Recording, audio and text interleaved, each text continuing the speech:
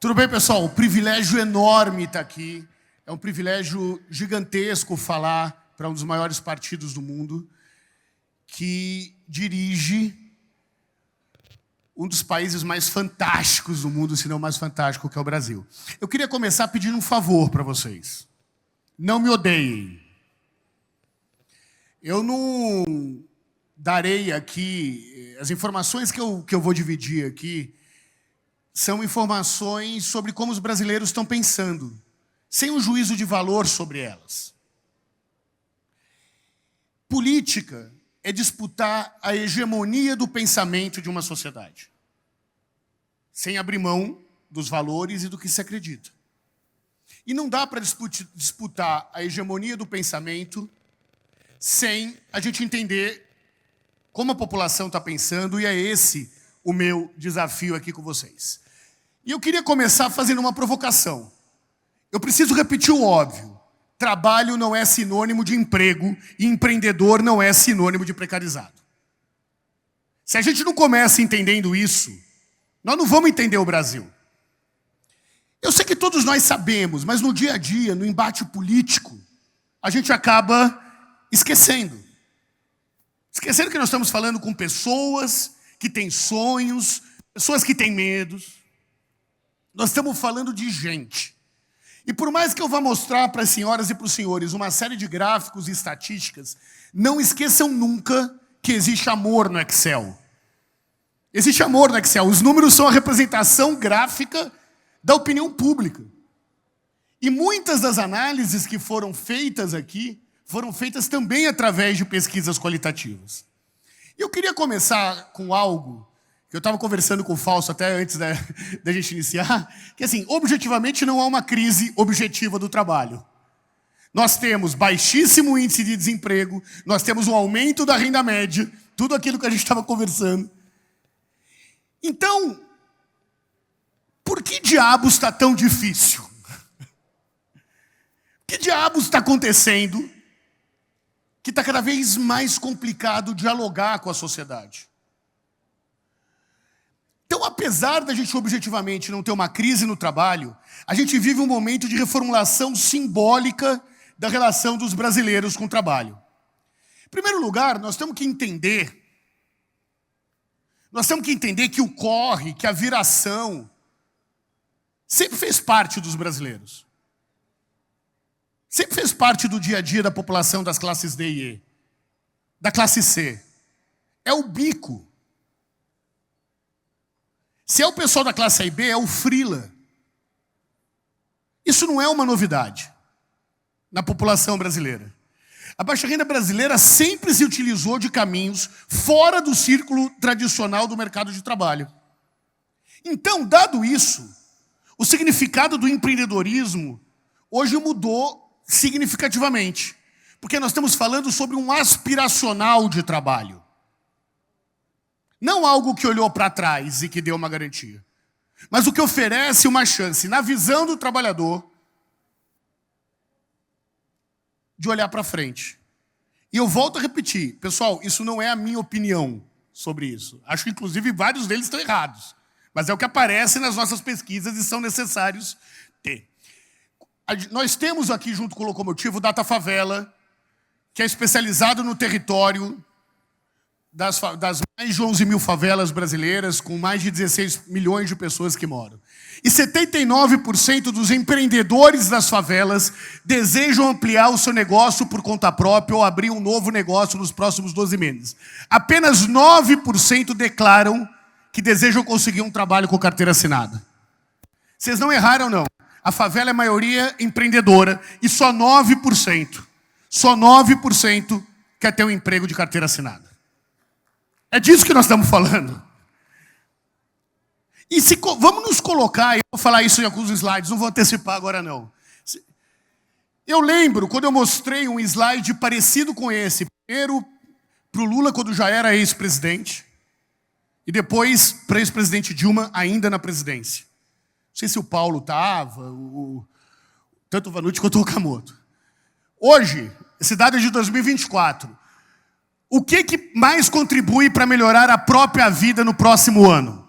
Eu mesmo, Deus, a minha igreja, a minha família, a sorte, e o governo federal vem depois da sorte. O governo federal vem depois da sorte. Pessoal, eu acho que isso está certo, é claro que não. Mas isso é o pensamento do brasileiro hoje. Nós perdemos, o governo brasileiro perde para a sorte. Eu sei que é duro. No maior índice de quase num pleno emprego que nós estamos vivendo. Perdemos para a sorte. Né? Bom, qual é o seu maior sonho profissional? Os mesmos 46% que anteriormente atribui a si a principal responsabilidade de melhora de qualidade de vida. Ter um emprego com carteira assinada é mais relevante como sonho profissional do que passar um concurso público ou ter uma profissão. Aí, é com esse cidadão, sem juízo de valor nenhum sobre ele, mas é esse cidadão que votou para prefeito. É esse cidadão que vai votar para presidente. Na mesma medida, há um processo de descredibilização da CLT. A gente tem um monte de meme. Eu trouxe um para ilustrar. Bom dia, meu empregador. A partir de agora, só trabalho no regime CLT. Corno, loser e trouxa. Não fui eu que fiz isso. Desde que comecei a trabalhar CLT, entendo tantos fumantes.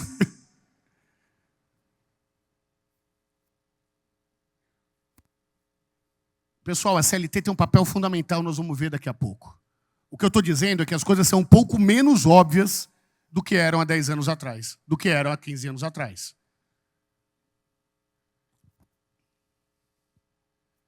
Vou passar essa. Para compreender essa nova dinâmica dos significados do trabalho, a gente precisa entender as transformações estruturais que o nosso país viveu. Eu tirei um monte de slide aqui, mas eu vou deixar depois à disposição de todos, que são as mudanças, o aumento da escolaridade, do trabalho e de renda. O que isso trouxe?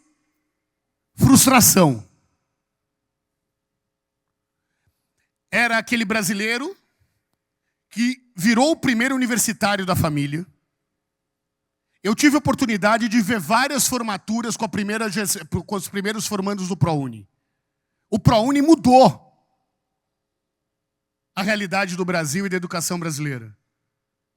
Só que era um cara que achava que ia ser doutor e virou balconista de farmácia. Ou seja, se criou um overpromise, uma promessa maior do que a realidade financeira que o mercado de trabalho foi capaz de atuar. É mais ou menos como se a gente tirasse, e o PT fez isso, milhões de pessoas da pobreza e depois não soubesse o que fazer com elas. E talvez seja esse o dilema que está acontecendo no século XXI. Nós tivemos mudanças demográficas, estamos tendo mudanças demográficas da população, o que vai impactar diretamente na economia do cuidado. Uma economia do cuidado que vai cair sobre as mulheres por conta do machismo estrutural e que é não remunerada. Nós vamos ter que lidar com a economia do cuidado, com o envelhecimento da população e num território em que nós temos, na média, 2,8 pessoas por família. Nós temos uma mudança da tecnologia e da informação que teve um processo gigantesco de plataformização. Nós vamos ver o seu papo falando sobre a questão do Uber e tudo mais. Mas eu queria falar uma coisa além. Vocês sabem quantos brasileiros ganham dinheiro por aplicativo? 11 milhões. A gente sempre acha que aplicativo são só os entregadores e são só os motoristas de Uber. Eu estou falando da boleira, que passou a vender bolo de pote pelo iFood. Eu estou falando daquele sujeito que estampa boné e camiseta e vende no Mercado Livre. Da artesã que vende pelo Mercado Livre. E que quando se dialoga com ela, ela simplesmente não está tendo esse diálogo com ela, para ser exato. Então, 11 milhões de trabalhadores que não têm emprego, mas ganham a maior parte da sua renda a partir disso. E é necessário ter um discurso para isso. Opa, deixa eu voltar. E a questão da identidade e diversidade, que vocês conhecem mais do que qualquer outro. Nós sabemos o aumento da participação dos negros na massa de renda no Brasil, o aumento da participação das mulheres na massa de renda do Brasil e a dificuldade que o mercado de trabalho ainda tem de absorver essa parcela da sociedade. Somado a todas essas transformações, a gente tem o preconceito e a crise das cidades que tem dificultado a relação com a CLT. Vamos lá, 88% dos brasileiros concordam que mulheres com filhos enfrentam mais desafios no mercado de trabalho. Alguém aqui discorda disso? Então nós estamos falando para uma mulher que sofre preconceito, que pergunta numa entrevista de emprego para ela se ela pretende engravidar ou não. Vocês sabem disso. Que é melhor para ela ganhar um salário mínimo do que montar um negócio na cozinha da sua casa? 92% entre os trabalhadores negros afirmam que existe racismo na contratação de candidatos. 67% já deixaram de ser contratados por serem negros. E 45% já sofreram discriminação racial durante uma entrevista de emprego. Nós estamos falando da jornada necessária para se ter um emprego formal. Tem que passar por tudo isso para ter um emprego formal. E se é um morador de favela, ainda tem que mentir o lugar onde mora, porque senão não consegue uma entrevista de emprego. Pessoal, eu não concordo com isso, mas essa é a realidade. É dessa forma que os brasileiros estão vendo a jornada necessária para se entrar no mercado de trabalho. E eu estou dizendo isso porque eu não sei se eu não chamaria esse trabalhador de CLT também de precarizado. Com toda essa situação. A situação dele não é mais tão melhor. Ainda mais depois das mudanças trabalhistas. Ainda mais depois da reforma da aposentadoria e da previdência. Olhem esse dado. Só um exemplo. 54% dos paulistanos demoram mais de 1 hora para se deslocar pela cidade para realizar a atividade principal do seu dia a dia. Sabe o que é essa 1 hora? É um trabalho não pago. É um trabalho não pago. Então, quando a gente fala da redução da jornada 6x1, nós estamos falando que 6 horas por semana do sujeito, independente da redução da jornada, é a redução do trânsito, do trabalho que ele não ganha por conta disso. E isso tem que entrar na conta. Porque se isso não entrar na conta, as pessoas não se identificam com a bandeira da forma que poderia entrar. Sem contar que nós estamos falando de ascensão. Fausto, a gente pegou alguns dados da PNAD, os agrupamentos que tem na PNAD, e pegou as principais categorias ocupacionais da classe A e B, dos 25% mais ricos. Escriturários gerais, comerciantes de loja, balconistas e vendedores de loja. E da classe C, D e E, trabalhadores dos serviços domésticos, balconistas e vendedores de loja e trabalhadores de limpeza de interior de edifícios, escritórios e hotéis.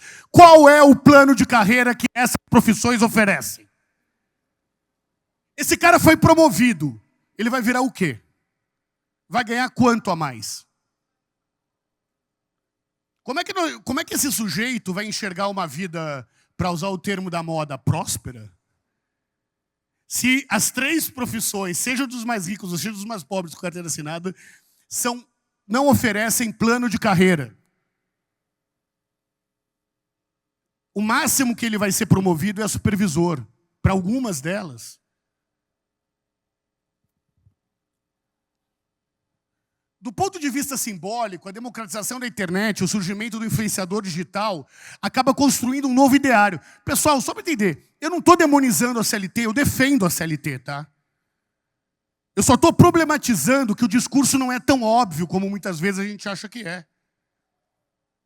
Os coaches dão seu testemunho de fé, dialogando com a teologia da prosperidade, sobre os seus Resultados. Não tem sentido nenhum você viver a sua vida inteira e não fazer nada marcante. Somente viver às custas de um sistema dependendo de certas pessoas. Aí ele complementa. Quando que vai vir a sua liberdade? Ou poderia complementar falando quando o capitalismo vai acabar. Porque a frase, primeira parte da frase, dialoga com os dois. Vou passar. Os coaches também dão seu testemunho de fé sobre empreendedorismo. As professoras ficaram indignadas que eu levei a minha placa da conquista de 100 mil, porque eles ganham 1.000 no máximo, 3 mil é o salário mediano dos brasileiros hoje. Pessoal, é óbvio que é exceção, de exceção, de exceção, de exceção. É óbvio que isso não é nem 0,01%. Mas é um testemunho de fé. E esse testemunho de fé motiva os outros. E vamos entender o que é isso. O Lula foi o maior testemunho de fé que mostrou para os mais pobres que era possível ir além. Não foi o coach que falou isso. O Lula falou isso lá atrás. E quem fala isso hoje? É só para a gente não demonizar isso. E nós sabemos que, infelizmente, o Lula foi exceção, de exceção, de exceção. Foi exceção. Mas foi exceção que serviu de exemplo e até hoje inspira. E por isso que nós sabemos que só alguém como Lula conseguiria derrotar o Bolsonaro. A gente pode falar isso com forma mais tranquila ou menos tranquila, mas é fato. Se não fosse o Lula, o Bolsonaro seria presidente.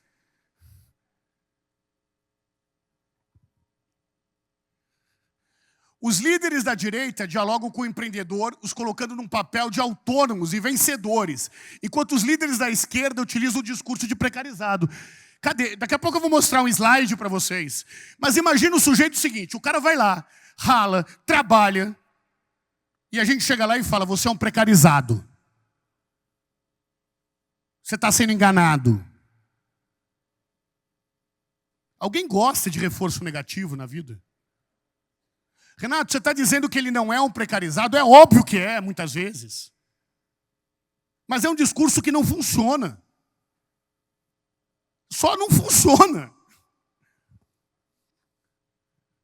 Para além da questão da Previdência, a flexibilização das leis trabalhistas que aconteceram desde 2016 fez com que o mundo do trabalho da CLT perdesse parte das vantagens que eram percebidas pela população. Hoje, as pessoas têm menos segurança, menos estabilidade, menos acesso a direito. E não enxergam na aposentadoria uma segurança de futuro. Elas foram perdendo as garantias da CLT. É natural que não seja o mesmo aspiracional que era lá atrás, que era em 2003. Rapidamente, num cenário marcado pela baixa flexibilidade, isso acaba limitando a perspectiva das pessoas. É uma baixa remuneração, falta de benefícios, estagnação profissional. Nós vimos que as principais profissões não oferecem chance de crescimento e jornadas ainda exaustivas para isso. Dei uma olhada nesse processo.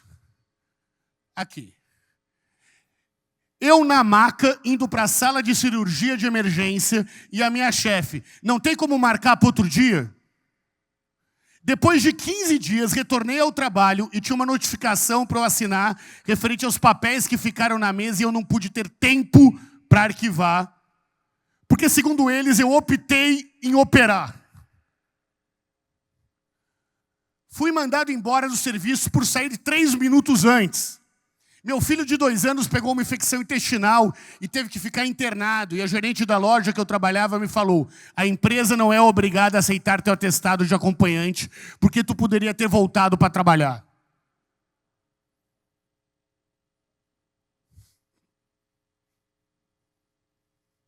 No entanto, 91% dos brasileiros já ouviram, falei, essa é a primeira mão aqui para vocês, acabou de sair do forno essa nossa pesquisa. 9 de cada 10 brasileiros já ouviram falar sobre o movimento pelo fim das escaladas 6x1. 54% concordam que a escala de trabalho 6x1 afeta negativamente a saúde mental dos trabalhadores e 2/3 concordam que a qualidade de vida dos trabalhadores seria melhor com uma jornada de trabalho mais curta. Putz, então o trabalho exaustivo melhora, a participação de renda melhora. E nós sabemos na prática que o brasileiro do corre, do sevirômetro, vai trabalhar ainda, mas no negócio dele. Vai vender Avon. Vai dirigir. Vai estampar camiseta. E vai ter uma grana a mais por isso. Agora a gente já se perguntou, aquela discussão, nós estamos falando de forma também. Redução da jornada de trabalho. Na lógica da internet, de repente, uma bandeira que é histórica do Partido dos Trabalhadores, que é histórica da CUT, do movimento sindical, vem um meme. Fim da jornada 6x1 e ganha a repercussão toda que ganhou. Entenderam? É isso. Por quê? Porque a lógica de comunicação é uma lógica diferente para esse processo. 7 de cada 10 concordam que a diminuição da jornada de trabalho sem diminuição do salário melhoraria a qualidade de vida dos trabalhadores. Pessoal, nós nunca tivemos uma bandeira tão fácil de ser defendida. Nunca. E eu falo nós no campo aqui. Eu não sou do Partido dos Trabalhadores, mas eu sou do campo que acredita que a Terra é redonda, que vacina salve, que 1 mais 1 é igual a 2. Então, nesse campo aqui, nunca teve uma bandeira tão fácil de ser defendida. Na ótica do empreendedores, embora a CLT ainda represente certa estabilidade, tem a vantagem de uma segurança relativa ao futuro, previsibilidade de ganho, algumas cartelas e benefícios que continuam, a rigidez em relação aos ganhos de baixa perspectiva de crescimento profissional, o salário mínimo é visto como mínimo, a baixa flexibilidade de jornadas exaustivas, relação hierárquica. Nós estamos falando de pessoas... Estou acabando, preciso de mais 1 minuto. Nós estamos falando de pessoas que são, muitas vezes... A gente não fala que o racismo existe no Brasil? Sim ou não? Você acha que não existe no mercado de trabalho? A gente não fala que o machismo existe no Brasil? Ele não existe no mercado de trabalho? Que o Brasil não está um país violento, com 1 hora andando de trânsito? Então nós estamos falando de 2 modelos de trabalho que são precarizados, na real, mas que ninguém quer entender. Isso as pessoas querem um reforço positivo. E nós estamos falando de 2 modelos de trabalho que jogam uma lógica liberal. Então não dá para achar que um modelo é liberal e o outro não. Não dá na política, não dá no discurso, não dá no debate. Então, para a gente acabar aqui, embora haja um crescimento da valorização do empreendedorismo, isso não significa que não tenha... que eles não vejam desvantagens, como a falta de previsibilidade das relações dos rendimentos, a ausência da cartela de benefícios. Mas o empreendedor enxerga flexibilidade de horários e liberdade, trabalhar em casa ou perto dela e não depender das horas de transporte, poder exercer tarefas de cuidados e ficar perto dos filhos, não se submeter a relações hierárquicas e abusivas e poder estabelecer metas financeiras e perspectivas econômicas. Eu queria que as notícias que eu fosse dar aqui fossem outras. Eu gostaria muito que os direitos dos trabalhadores fossem garantidos, mas o que eu quero dizer, eu queria terminar com o primeiro slide que eu mostrei para cá. Trabalho não é emprego e empreendedor não é um trabalhador precarizado. E ou se trata com respeito, entendimento e humildade essa nova relação, ou a gente consegue se comunicar com essa parcela da sociedade, ou 2026 vai ser bem difícil de se chegar. Obrigado, pessoal.